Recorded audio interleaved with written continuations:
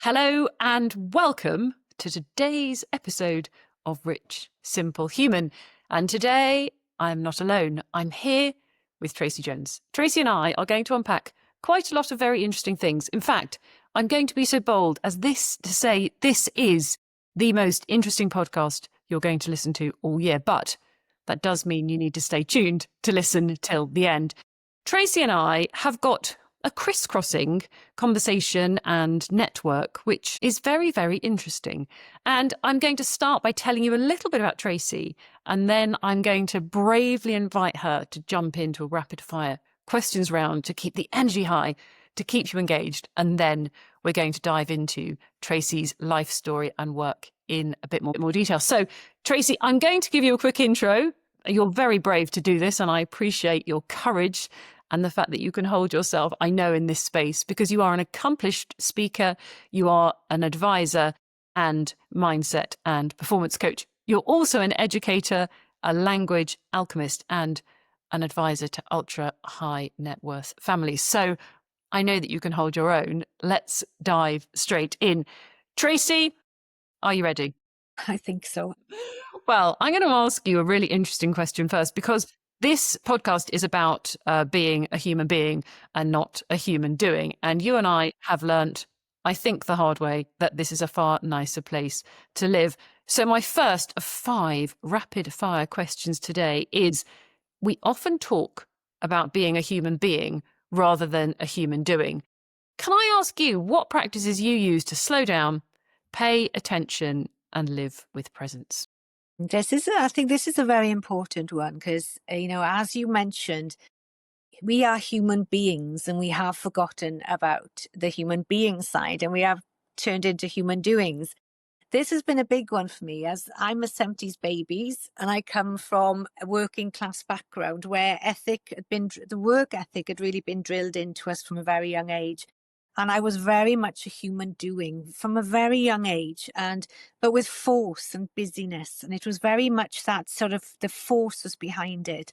And my language was always, I'm busy, I have so much to do. And I spent years moving from one to-do list to the next and rarely pausing to check in with what I was actually feeling or what my body needed. And the shift towards living with presence didn't come from that single revelation. It was built from many small continuum, sort of like repeatable practices that reinforced that space every day. And I believe that over the last 12 years, I've been learning more and more about the human being piece and slowing the mind down and not necessarily slowing what I do down, because sometimes we have to do and we don't have a choice. But now it's how I do it. And I think that's been the important thing for me is the how. And I've slowed the mind down. And I still achieve what I wanted to achieve, but it's now in a calmer manner, and which enables me to do more. It's been more productive, but still have energy left at the end of the day as my mind is calmer. And I think this is what the biggest learning for me was, that I used to burn so much mind energy with my internal chatter that I'd be exhausted by the end of the day. So it's about slowing the mind without sacrificing outcomes. And the goal is reducing the mental noise that takes that heaviness away, And I've come to enjoy allowing more space into my morning routine, and that really does enable me to be present for the day and to breathe and to meditate and to be silent. But breathwork is a big part of this. I spent about 3 weeks in Guatemala a number of years ago learning various breath techniques. And for me now, the morning setup is key. So I start by meditation in the mornings with a live group at 5:30 in the morning. I do this about minimum of 3 times a week.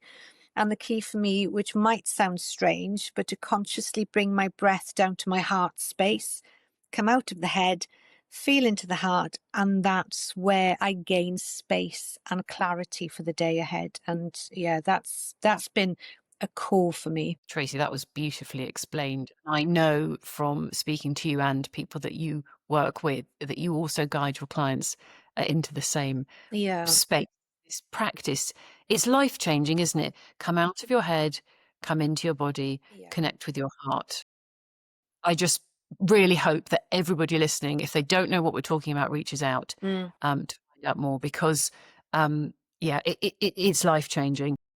Second question, Tracey, is about purpose over profit, because you and I work in a busy and wealthy world, and in a world obsessed with growth and returns. My question for you is, how do you keep purpose at the heart of your own work and profitability? Yeah, this has been a tough one for me as well. Another one that I had internal conflict over for a number of years, where, we come back to that doing piece and we have to feel like we're constantly having to do with the goals and the KPIs and things. But it's my belief that if we truly come from that place of purpose and with integrity, your goal, that profit will naturally come back to you. It's being open to see various signs. It might not always be monetary, but it might be in other ways, in other gestures, that things can come back to us. But it's quite tricky that when you do run a company and people's wages and lives depend on you getting the contract across the line, it's difficult to think,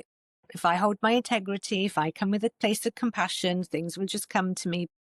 We have to still do the day-to-day things. We have to really get that purpose very clear.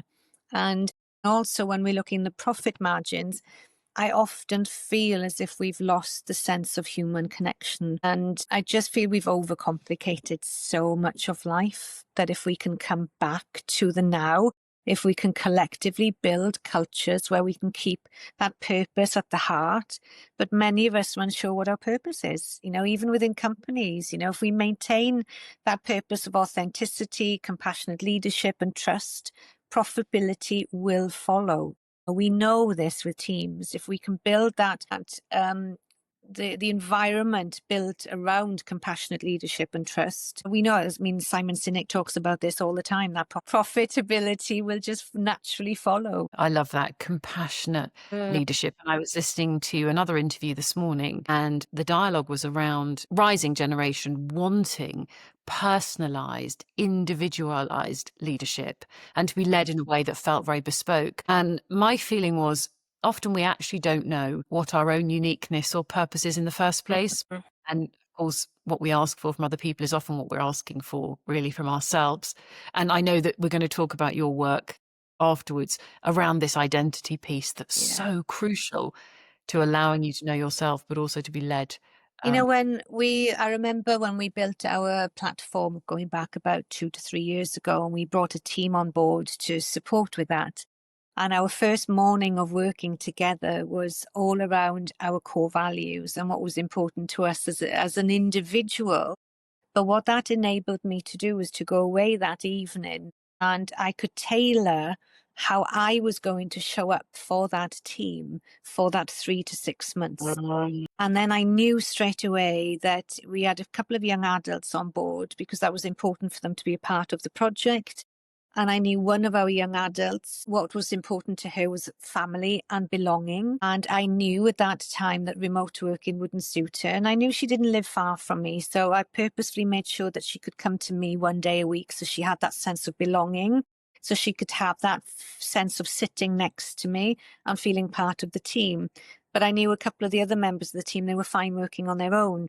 But that just enabled me to really tailor, as you've mentioned just now, that bespoke piece of, what is it that these people need from me as a leader to enable them to have fulfillment, enjoyment in their role whilst they're with us. We could unpack this in a completely separate podcast, Tracey, and maybe we should do, because this desire for bespoke, tailored, purpose-driven leadership in the workplace is a rising demand. And I don't believe that the marketplace is responding quickly enough. But we could now sabotage our entire conversation going down a rabbit hole. We won't, but let's park that, because I completely agree with you.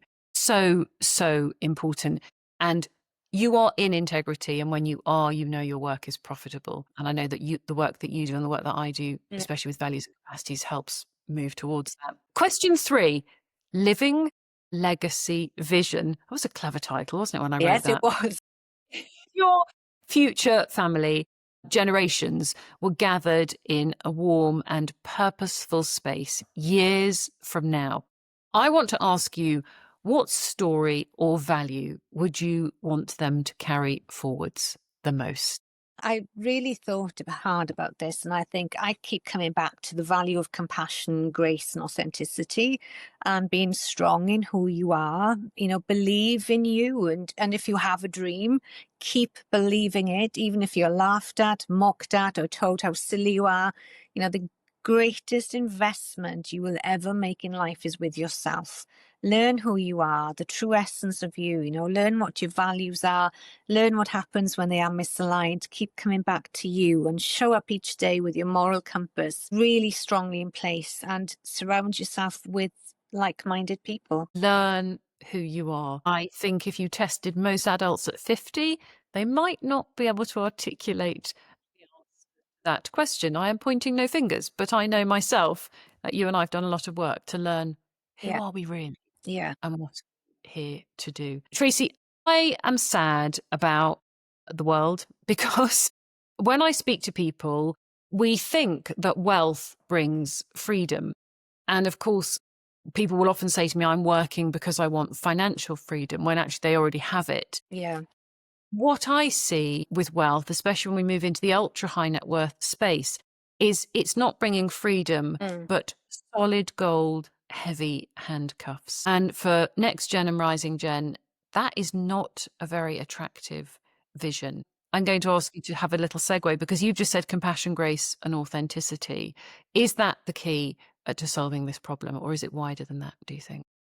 I think there's a different way of looking at it. It is much. I think, again, this can be tricky. I've worked with families whose younger generation have a completely different viewpoint on wealth. And as we've spoken before about it, but I heavily, heavily believe in education, educating on wealth, educating on purpose, understanding the respect around wealth, and seeing wealth as a respectful piece in itself. Respect where it has come from, where you are taking it, respecting and nurturing it. And what does that look like? It will feel and look different to each and every person. And, we've had parents who have spent years in the family business, and it is their identity, it is who they are. They don't know who they are without the identity, and that's a piece in itself. But when we look at them giving the reins across to the younger generation, it can be daunting. It can be fearful on both sides. I've seen both sides of it, but keeping open conversations, being honest and truthful about what it means to me. And there's no right or wrong in those first initial conversations. It's just understanding where we're coming from with it so that we can guide and move forward with it with purpose. And, as you mentioned, we can see it as a burden or we can see it as a blessing, but both are valuable insights. Both points need equal nourishing. Both points need guiding and to nurture the wealth. Wealth and mind management go hand in hand. It's having a healthy relationship with it and having meaningful discussions and learning what our benefits are with it. Are they healthy? What are they? And like I said, in the initial first point of those conversations, it's really getting the truth out.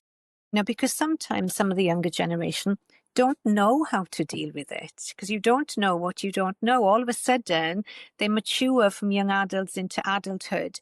And there's this huge piece around, okay, there it is. That's a huge thing for people to think about. Sometimes it's needing to drill down a little bit deeper sometimes, isn't it, to understand what it means for them.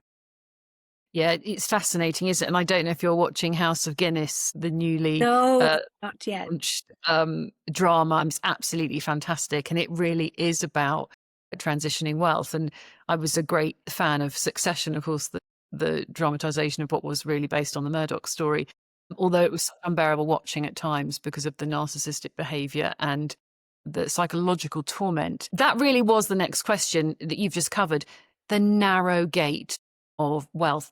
The gate to get through, you can also say, can't you, it's easier for a camel to go through the eye of a needle, I think they say, than a rich man to get to heaven. The gate is very narrow.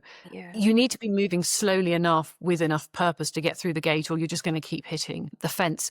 Wealth is a burden and a blessing. Personal stewardship. What one piece of advice would you give so it becomes wisdom, value, and purpose, and not just this burden? I think the advice there is just to understand, know oneself. what is it? If it's classed as a burden, I mean, you could have two people sat in a room explaining to you that it's burden, and the other person can say burden, but what sits underneath that would be two different expressions of burden. And I think, again, coming back to understanding what it means for you. What? Once we understand what it means for me, then you can unpick to then build upon the relationship. If it's a negative burden, if it feels heavy, what can we do with that burden? What can we do with the heaviness? How can we change the narrative on the relationship to enable a bit of joy and respect around it? I think your point about mind management here is important. It's a bit like the thing that comes to mind is my dog, particularly badly trained. I can have a mind where I think my dog is, an absolute nightmare and he's driving me crazy. Or I can think, my dog's great. I just didn't train him well. One can be an enjoyable and expansive experience with love, and the other can be, I hate this dog. He's causing me a difficult time and I'm going to get rid of him. I mean, the dog is neutral in this because he's not even a person. His behavior is a result of the way I've not trained him. Yeah. Luckily, he's not a very big dog, so I can pick him up and put him in his crate. But it is that mindset. Is this a burden? Well, it's coming anyway. And how are you going to get away from it? Or get it into a space where you feel like this is actually the biggest, most exciting opportunity any human could possibly have? Yes, and it's what's that legacy going to look like, and then what's my relationship with it looking like? We've seen especially some young adults go that legacy piece that didn't actually ask to be brought into it. And once you can start to nurture their relationship and bring that relationship together with it, it's a beautiful process to see. Yeah, it's so exciting, isn't it? When you see the shift, Mm. see what was a problem becoming an opportunity, Yeah. and it's transformative. I think it's such an important piece of work, Tracey. And again, we're not just talking about wealth management and tax advisory services. We're talking about vision and values and capacities Yeah. and making a difference. The final question I've got for you, number 5, is around spiritual compass. And again, I know this affects clients as well because spiritual sickness is on the rise, mental health, etc. The question I've got for you, and I really appreciate you being brave enough to answer this and explore it, is where are you right now in your own spiritual life? And how does that guide your work, your decisions, relationships, and vision for the future? I absolutely love this question. And I think we are waking up to an incredible time in life, and we can look at it as a negative or we can look at it as positive, again, coming back to that lens. And this, for me, has grown exponentially over the years, but especially in the past few months, my spiritual compass has always been important. However, since about 2015, I've spent time traveling the world, deepening my spiritual journey, connecting deeper to self. And I've spent time with Buddhist monks in Nepal. I've walked the Santiago de Compostela. I've spent time in Guatemala learning those various breathwork techniques. I've spent time in the Himalayan mountains with nomads. Learned from spiritual souls in Antigua and studied various topics and have mentors that help me to deepen that knowledge. It never ceases to amaze me when we are open and live more of a conscious life, because that's true spirituality, is being connected to self. And that's what it means for me. We are called human beings for a reason, not that human doings, as we said at the start.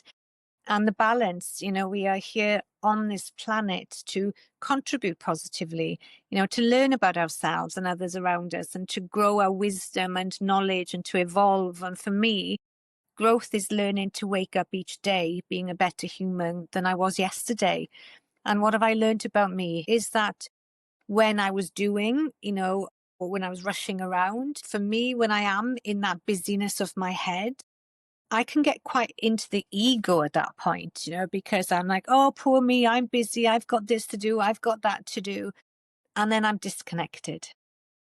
And it's really that true essence of spirituality for me is really connecting to self. And I recently, and I've written some blogs about this on LinkedIn, but I recently fell off my motorbike back in July.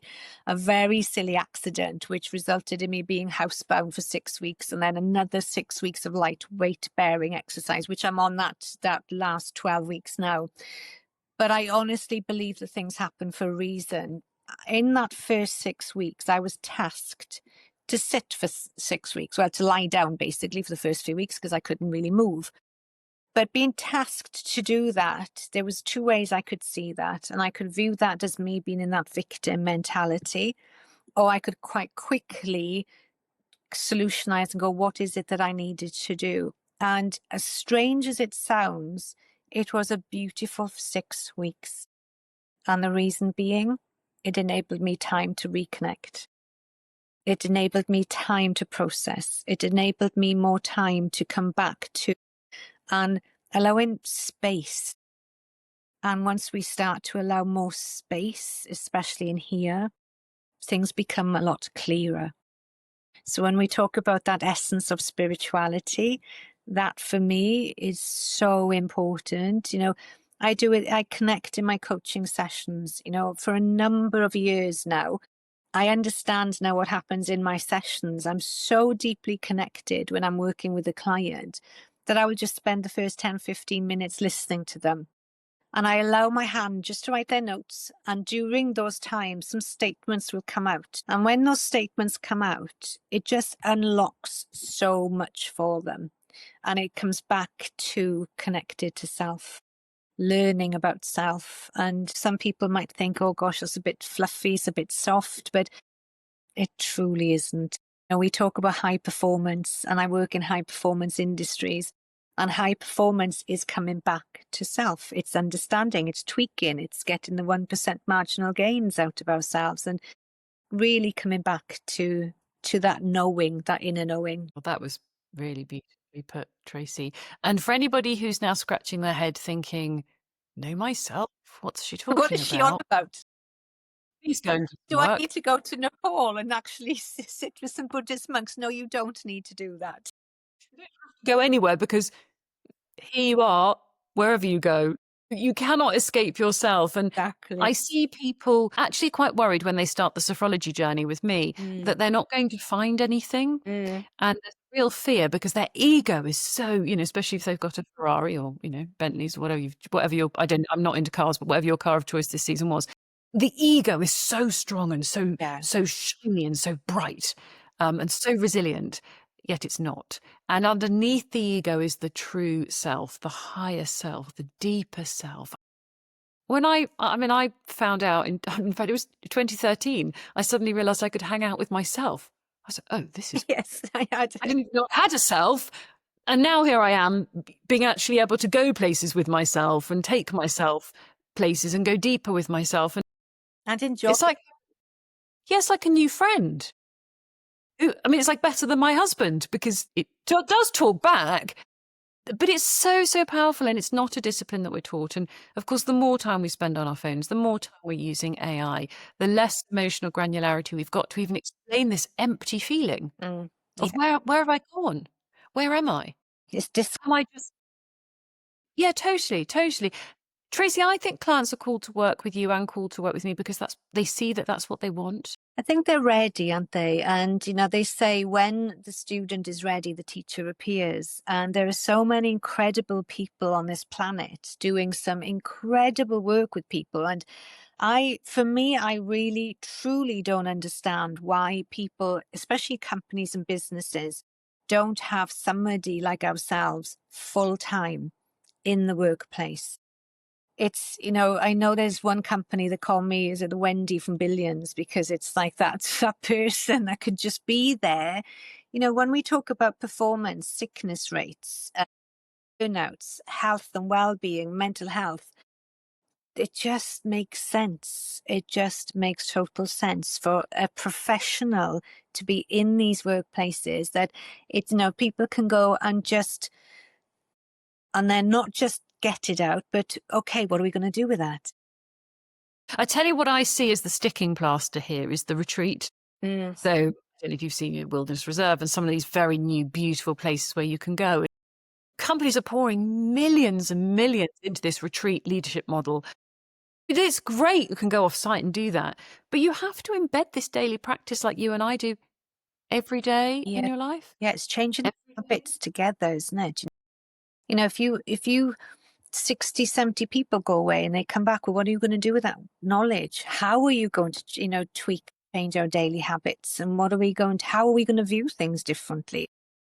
But I think sometimes, especially when those retreats are fantastic, but when we come back, within a couple of weeks, we fall back into those old loops again. And this is where we're saying that if you invested in that specific person that can just keep on top of it, keep elevating, keep the teams tight together and observe and watch. I do a lot of observational work in my practice, and I go away for weekends and observe certain people and then work with them during the weekdays and things. And that I absolutely thrive from those weekends because I've got so much information and knowledge that we can work on together. And it's a win-win. It's amazing. And you've got the eyes and ears on a situation that they can't see. It's like the fish in water. Yeah, yeah. No, they wouldn't necessarily see it because you're in it. And I know myself, when I'm personally in things myself, it's difficult to actually come out of it sometimes. And that's why, we have mentors and coaches. Coaches have coaches because we understand the benefit of it. It's a safe space. I have a number of advisors for different things and a very, very sound spiritual advisor who I'm particularly enjoying the process I'm in at the moment with. You and I are probably better resourced than most people because we know how important it is. You can't function without it. Yeah. Especially when you're holding space, as they say, for other people. And I mean, and how do people not enjoy having time for themselves? Because in those sessions, it's all about me. It's all about self. It's a fantastic place to unpick. Something I do challenge people on a lot, Tracey's, you and I work with successful high performers. They often say, I don't have time. And I say, God, I thought you were in charge. Therefore, you are in charge of what you're doing. Or is somebody else telling you what to do? What do you say to clients who say that, Tracey, I don't have time? Yeah, it's prioritizing that time. And, a really good tip that I've delivered a few times to people is that they will always often put their time, their secure time, to one side if something more important comes in. So like I'll say to them, okay, so you've got a meeting between 2 and 3 with client C, and between 3 and 4 you're seeing client D. Between 4 and 5 you've got a gap to write up your work, and you've got work that you need to be doing for yourself. But if something else comes in that time, they'll fill the 4 to 5 their spot up. So what we do say is that I have a meeting with myself, and it's valuing that. And even if you've got a gap between 4 and 5 and your 3 and 4 starts to roll over, would the meeting, 3 to 4 o'clock meeting, roll over if you had a 4 o'clock in the diary? It wouldn't. So it's really coming back to valuing self again to enable space. And time is massive. Time is a huge thing. It is, rightly so for many people. But the question sometimes we could ask is that true reality? When we look at systems, processes, when we look at self, it's that again is a huge conversation as well, isn't it?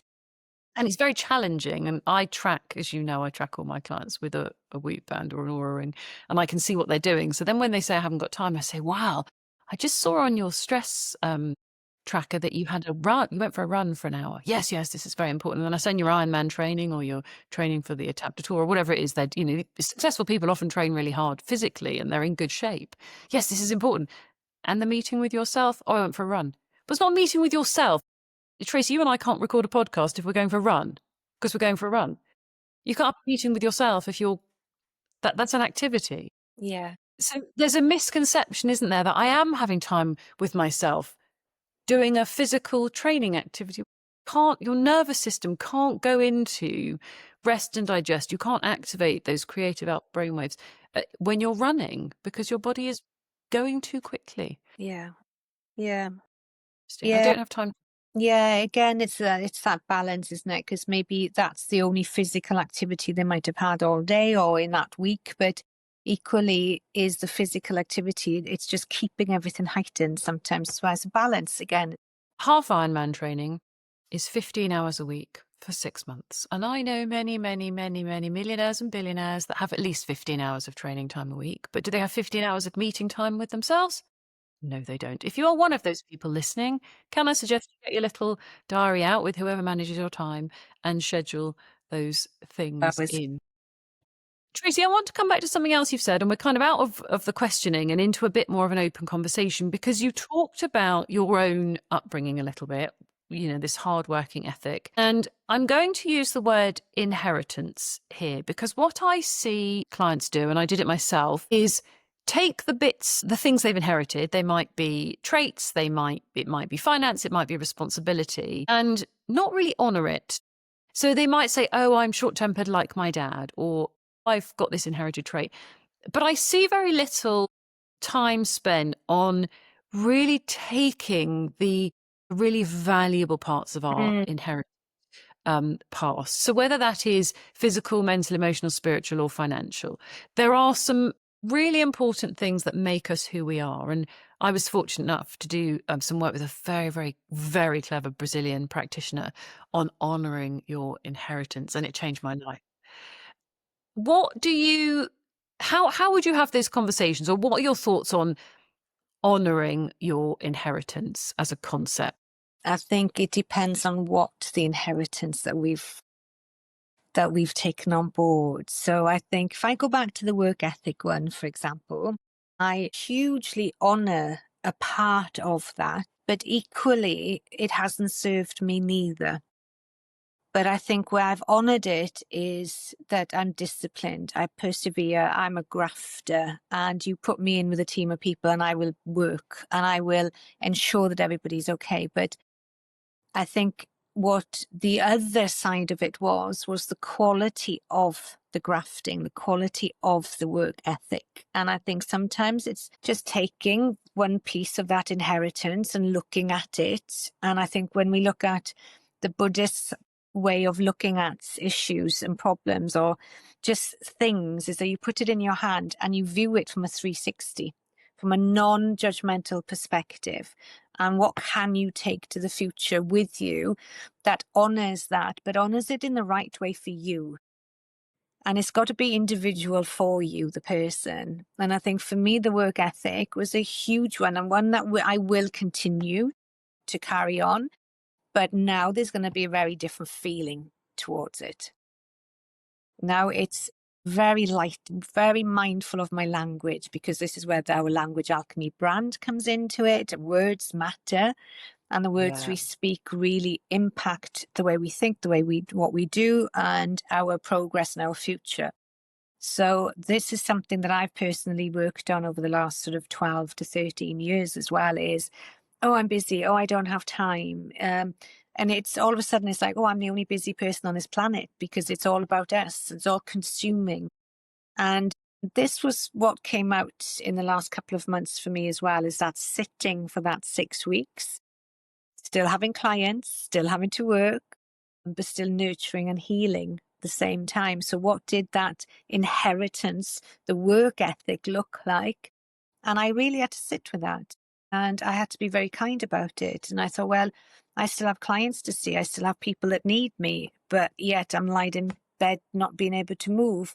So I had to sit with that and balance that with healing and nurturing and sleeping and rest, with still my work ethic. But my moral compass, I needed to come back to what's going to sit well with me. And I think that again is coming back and sort of like doing the introspective piece of, if that inheritance is something that I've got conflict with, what is the conflict? Do I feel I have to take that forward with me because I've inherited it from a parent? And often people can feel guilty if they don't. And that again is a beautiful way of unpicking and realigning you back to you again. And I think it's worth saying that this work is quite hard to do on your own. This is where having a skilled practitioner to help you with this. Are you honouring or rejecting your financial and emotional inheritance? And which parts are you going to honour, and which parts are you going to park or reject? And I've done the same piece of work, and you have to keep doing it, especially as you get old. I recently podcasted on this squeeze years, ageing parents, teenage children, ageing body as we get into our 50s. And it's very complicated. We really, we've got so much power when we do honour our inheritance, and we look at the pieces that we are going to put down and the bits that we're going to take forwards. Yeah. I love what you just said, Tracy, about the word busyness as well. Mm. If I said, what should I say to myself instead? What would you say? So I think what I would say instead is I'm busy and that's okay. But I think it's the feeling attached to it. It's the busyness in a calm way. I'm productive and that's good. I'm productive I think productive is the word I would use instead of You just busy. brought back, I'm so busy, I'm so busy. I remember a time some years ago, and I was in a quite a difficult stage of my life with addiction, and busyness was another way to get adrenaline. Mm, And I wind up my diary and my pace, and I was moving so quickly with so much pressure, and I was actually doing it. I was doing it because I was afraid of being with myself and afraid to slow down. But the faster I was going, the more adrenaline I was getting. mm, And I was totally addicted to moving at a speed that was unsustainable. yeah. And once I started moving that quickly, I mean, you can't slow it down. It Mm, almost just builds and builds and just builds and built. builds. Yeah. And I see successful people do that because that's how they get things done. Yeah. But it becomes addictive and it's dangerous. And then we fall into coping mechanisms or finding ways to unplug, Yeah. decompress, And whether that's again, drugs, alcohol. is it avoidance of being with self? I didn't think I had a self. I didn't even know who she was. Now I do. She's wild. I do tell her to shut up sometimes. Can I jump in and ask you about your thoughts on things like ayahuasca whilst we're here? Have you got, if I said to you, so I've decided, because I do have clients in this space, I've decided I'm going to go and do ayahuasca because I want to find myself spiritually. And then obviously I have a conversation. But what do you say when, because it comes up all the time in the circles that you and I are in? I that's one thing I'm very, very careful of, that when I'm in my space of work, that I never tell anybody what to do. I'm there to guide, and I will just question them back of, what do they believe it'll give them, and what is their reason for going down that space. And I think it's nurturing and honoring the person in front of you as to what's the reason they want to do various things for, and how do they want to do it, and just enabling that space to unpick it. But yeah, I'm very careful and cautious around those, because that spiritual journey is so unique for every single person, and can be quite a private thing for people as well, can it? But those conversations, yeah, I find them very interesting. They're They fascinating. are. And I would urge anybody who's in this realm of considering, contemplating, or currently experiencing plant medicine to be intentional. Mm, There's a difference, and this is where the language alchemy is important. There's a difference between being curious and intentional to being demanding mhm. of the medicine. Yeah, And I see people being very demanding. yeah. And I think, gosh, you're just limiting what the universe is bringing to you as you're closing down, you're With it. demanding. Yeah, allow So yeah, and it's allowing the space for the medicine to work with you and letting control go. And that, I think, sometimes is the biggest thing with that type of plant medicine. no. You and I have control problems, letting go of control. If I had a magic wand or a magic bullet and I could find a way for people to let go of control, Mm, I think that is the single mm, most profound point of transformation. yeah, yeah, yes. Let go. Yeah, and again, when you talk about plant medicine, it's that sacred space. If you, and I think it's the intention that you said, isn't it? What is the intention for it, and allowing it to do what it needs to do. Yeah, absolutely. And anybody out there who is now thinking, have I got control needs? Well, do you want to control what happens today? Or would you be happy to let it unfold? Are you Mm, controlling your partner, your dog, your children, your company? Yes. Why is that? Probably because you're deeply insecure. That's a huge generalization, but unfortunately, anyway, let's move on. Very, very importantly, Tracy, as we've gone down that rabbit hole, I really wanted to talk today about the work that you do as the founder of the Personal Growth Program. Could you just explain to our listeners what it is you are working on, who it's for, and also how they can find out more about it? yeah, it's an in-depth curriculum on personal growth, as it says, and it's working on a person's character. So we have the 16 to 24-year-old program, and that enables them. It's called PAL, Preparation for Adult Life, and it just builds upon critical thinking skills, resilience, soft skills, emotional intelligence, and just prepares them for the next phase of their lives. And again, coming back to understanding and knowing oneself. And we've also got the adult version.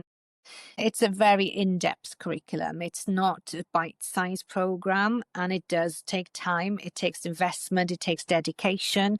But what people have told us, what they've learned as a result of it, has been beautiful for them. It starts them on their journey. And we also had the certification IOL. We've got the Institute of Leadership certification attached to it as well. You know, when we talk about the skills that young adults are going to need in the future, and I've been to many university fairs recently, and I've got a talk to do now in the Middle East over the next couple of months around the future of young adults. You know, with every single professor, and I'm not generalizing here, that every university fair I've attended, every keynote talk I've listened to, they've all said the same, that our young adults are going to need more than just their degrees moving forward. They're going to need these skills. And I'm sat in the audience going, they're talking about my program. And then somebody else is saying something. And it's like, and there's some incredible programs out there that people can do to delve into. But if you're looking for something in depth, that's all we've got. It is not a quick 10-minute program, and it's not built on TikTok sort of bite-sized things neither. You know, wisdom is not built in 2-second, 10-second reams. It's a program that you can keep coming back into. And to be honest with you, when we did the 16 to 24-year-olds, I rewrote it for adults. Same program it is, just different examples. And as I was refilming the whole piece, and there was one around boundaries, I wrote the program. And as the filming crew was there, and I'm actually saying about reading the scripts out of boundaries, at the end of the filming, I was like, I actually need to go back into this and do it again myself. And that's life. We're ever evolving, ever changing. And with the personal growth program, you don't just work through it and that's it, and you think, oh, I've done it. Even I, at that point, was refilming it and thought, I need to go back into this. And I did have to go back. There was something that came up in my life that I needed to reevaluate. And this is what we do. We've got to keep coming back and keep relearning and keep coming back to, okay, what's going on for me at the moment? This is happening. Okay, let's go back into the program. Let's pick the tools back up and let's revisit a few things. And that's growth. It is so, so important. This mindset of personal growth is ongoing. Yes. I see because most of my clients are 45 plus, that when there hasn't been the personal development work done, it creates this very odd space. Hugely, hugely. We weren't educated in it, were we? You know, we weren't. It wasn't a thing. And I think now it's an incredible time. We are so fortunate at the moment that we do have so much technology at the tips of our fingers. But if we use it right and use it for knowledge and wisdom, and use that wisdom on a day-to-day basis with your family, with your friends, with your colleagues, you know, that's where that true change can really happen. Absolutely. And I cannot urge anybody enough to get in touch with Tracey. You'll see details of the program on her LinkedIn. You'll be able to connect more with her. But Tracey, could you just talk a little bit about the work that you're doing with UNESCO? Because this is very interesting to a lot of people.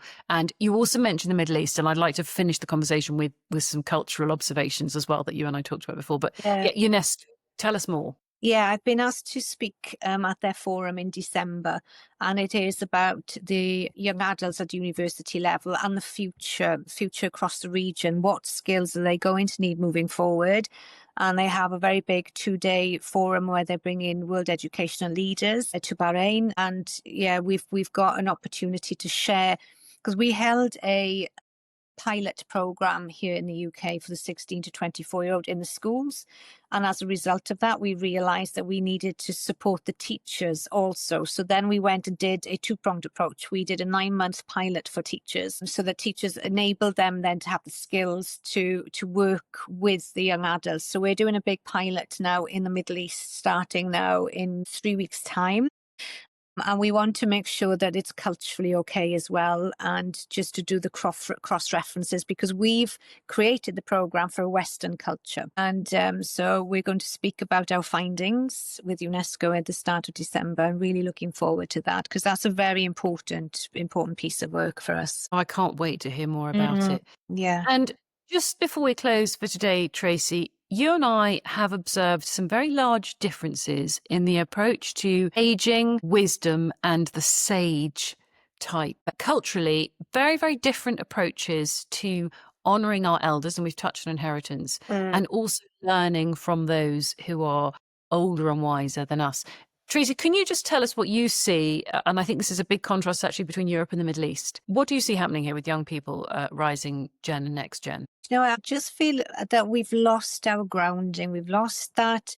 And I was actually speaking about this the other day with my aunt, and we were talking about, my mum was one of 7. And when we talk about, the work ethic and respect, and we spoke about, back in the 60s and 70s, where you respected your elders, thank you, please, and thank, just those basic manners were so important. I think we were really built, that was driven and instilled in us from a very young age, and that was very important coming from our small community. And respect community was very, very important. Came from a very small village in Wales with 3,500 people in it. And what I've absolutely loved about the Middle East, and I spent 3 months there at the start of the year, is that respecting elders, the community, the culture of just that presence with the way we speak to each other. And I feel as if we've got disconnect quite a lot here, and we've just let those basics go. And I know we speak a lot, we do a lot of work with educators, and that's really important to me. And I hear often the teachers saying that the children are coming in, they haven't got the time to do the basic skills, and it's just that sort of cycle. But unfortunately, time again, we talk about time and people being busy. I feel that if we can go back to those basics of respect, slowing things down, please, thank you, manners, that's quite a strong foundation. And that's just my belief and my opinion. And I think it's so interesting. We're talking as well about the sort of Gen Z changes. They've been through COVID. And what we're seeing is this real sort of conflict where we're going to have to learn to be empathetic and understand that we have very different experiences. Makes us unique. But, you and I didn't grow up during the pandemic. We were already grown up. Neural pathways weren't being formed with a smartphone next to us in bed. We're not being trained emotionally through the maturation process with an AI bot telling us we're wonderful. These are very different times, and it cuts both ways from that younger generation respecting the elders. And I think the elders beginning to be a bit more empathetic with what's going on. Yes, yeah. And also, especially for the older generation, because I always go back to, you don't know what you don't know. And there's such a gap at the moment, especially with, the AI and education, and there's a huge gap between the generations. That's right. But you are an expert in your own experience. And when we value that, we see great things change in terms of communication and success. Tracey, before we close for today, I'm eternally grateful, and I think we've got 27 other podcasts to do around other topics that have come up today. Is there anything else you'd like to add? I just want to say thank you for having me on today, and I've really enjoyed the conversation topics. And I think for anybody that's listening, just spend some time and mapping out what is going to be my personal growth for the next 12 months. What can I do to grow? And, to remember as well, we don't own the planet. We're just here visiting. And what we can do in this short space of time is bring more joy, more compassion, and more empathy. And just be very mindful about how we can just further develop ourselves. And I heard somebody say today that they often think that when people die, they're a bit bewildered. I'm dying. This is a mystery. Well, we're all dying. It's definitely coming to all of us. It is a given. It's a shared experience that we will all absolutely have. So let's live really well, and let's live today. Let's live in the present, and let's connect with our own self, because that's where all of the joy, the peace and serenity is. Tracey, your website and your LinkedIn, can you just remind us? But it will be in the show notes below, of course. LinkedIn is under Tracey Jones, and you'll find it under with Language Alchemy across with it, and the website is tjlife.net. Amazing. Tracey, until next time, thank you so much. Thank you.